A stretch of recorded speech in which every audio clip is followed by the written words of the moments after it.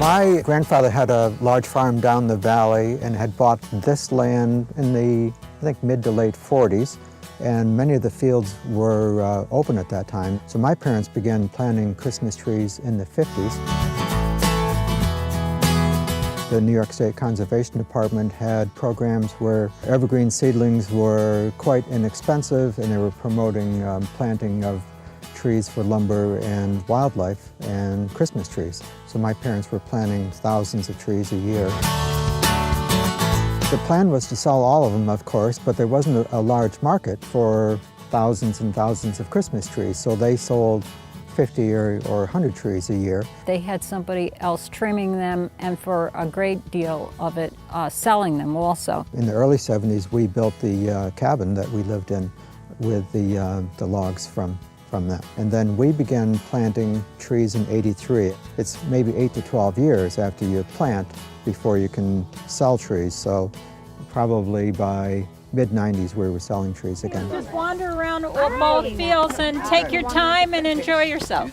We got more and more away from any kind of retail situation and more into having this more as a place for families to come and pick out their tree and have a fun day.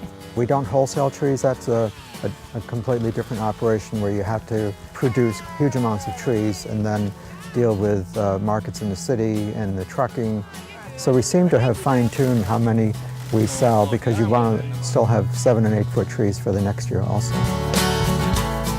The prices range from $20 to $50. The majority are $30 to $40, which we think is quite reasonable considering the quality of the trees and that they're fir trees. Have you seen these? These are my favorite. We advertise in some papers, but we don't have a website because of our involvement with Pure Catskills. If people search, they come to the Pure Catskills website, and then our information is on there, and they can find us that way. People are impressed when they see that you're a member of Pure Catskills. The Watershed Agricultural Council helped us with the forestry plan and paid for a forester to develop a long-term plan for maintaining our forest land and helping with a logging operation.